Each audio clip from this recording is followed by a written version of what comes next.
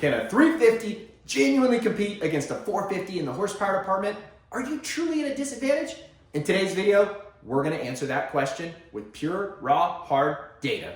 You know, when you first got into moto, you probably started out with this. This is a 250F piston. And it turns out a lot of moto riders are kind of like size queens because they upgrade, and maybe you thought like, oh, I'm gonna get one of these, which is a 350 piston, and you go, oh wow, that's so much better. I like the size. And of course it's faster, it's stronger, it just does everything better. But then you kind of feel like a little bit inadequate because you run into one of these, and this is a 450 piston. And compared to your little 350 piston over there, oh, it's so cute. The question that we're gonna answer in today's video is there any way that this can compete with this? Are we really just gonna be size queens for like the rest of time? Or is it maybe possible that the motion of the ocean statement is true for motocross? Let's make some noise in the dyno and find out in today's video.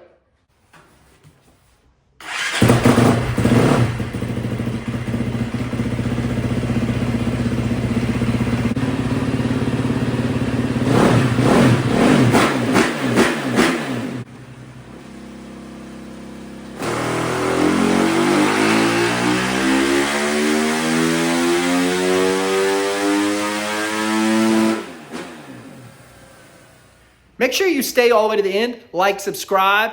I got some great info coming up in this video later in the charts. You're gonna have to watch through them because we've got some charts versus mile an hour. Kind of neat stuff. Make sure you look all the way through that because you're gonna learn something, I guarantee it. That is what you just watched. That's the bike in the current configuration. What is that configuration? We're running a Git SX1 Pro ECU that we've tuned, not to this bike specifically, but in the past, and it's really close. We could fine tune it 1 or 2%, but it's good.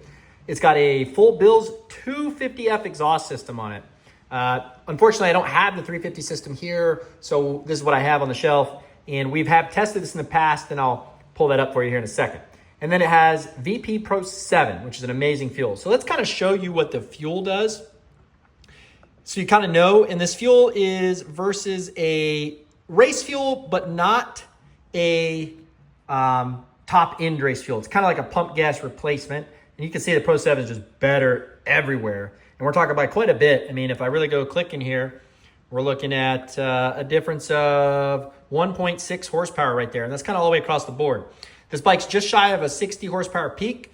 And I would call it maybe realistically, you know, right here it's 58.2. And obviously way up top, it's starting to trend up. Some of that's dyno noise, and we can get into that later in some day. But anyway, so race fuel is amazing improvement. This red line here on this other race fuel, it's almost like pump gas, except it can make a lot more power than pump because you can then tune the ECU right up to the limit. And so let's show you what a bone stock bike does here. And this is exactly off the showroom what a 350 will do on our dyno on map 2, the aggressive map, stock pipe, stock ECU, pump gas. And that's there in red. So you can see we made massive gains with just an ECU. And we'll show you the pipe. The pipe wasn't massive on these bikes, although they are a nice little improvement. But this 250 pipe is not quite as good as a 350 specific pipe. The header is just a little bit too small because the header is for the 250. So the larger diameter header really helps, and we're going to show you that here in a second. Let me pull that up. So here's a Pro Circuit 350 pipe, and I'm going to compare it, and it was on this other fuel. It's very important to note. It's not on the Pro 7. So you kind of know that the Pro 7 is worth 1.5, 1.6 horsepower. So let's pull this up.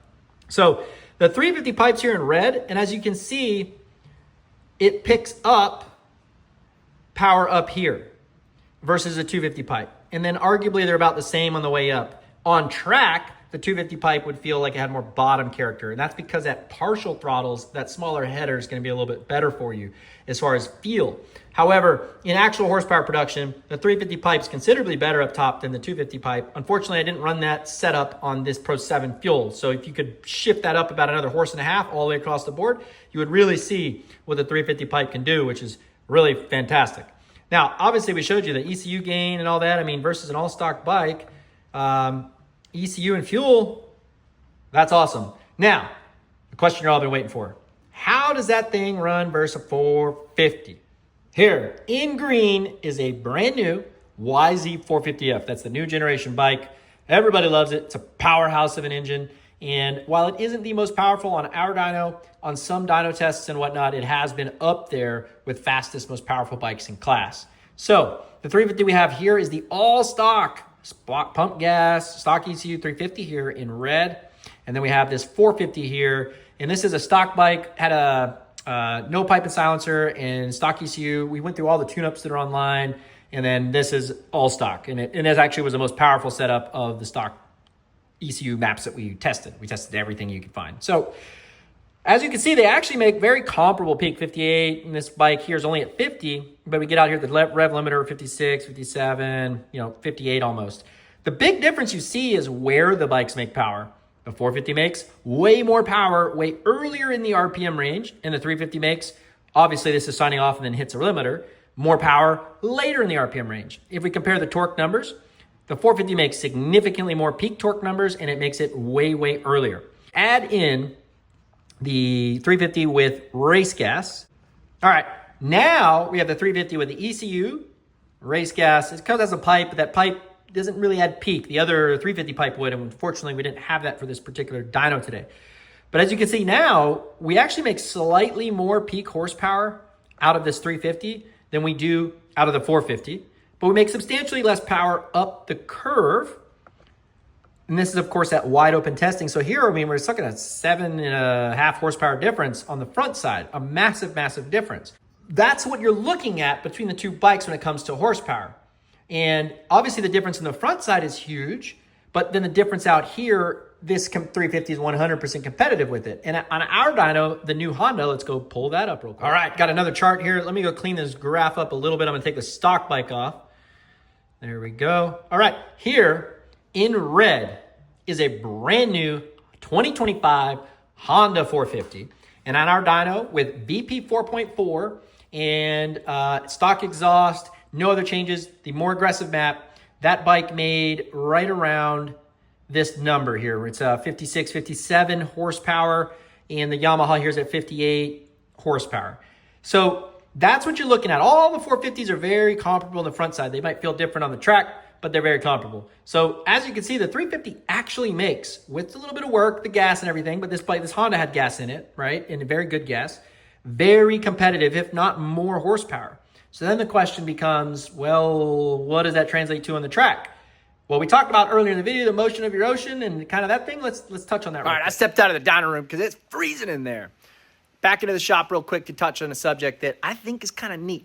How the heck can we make a 350 generate the same kind of horsepower that a 450 does with a way smaller piston? I mean, that doesn't make any sense.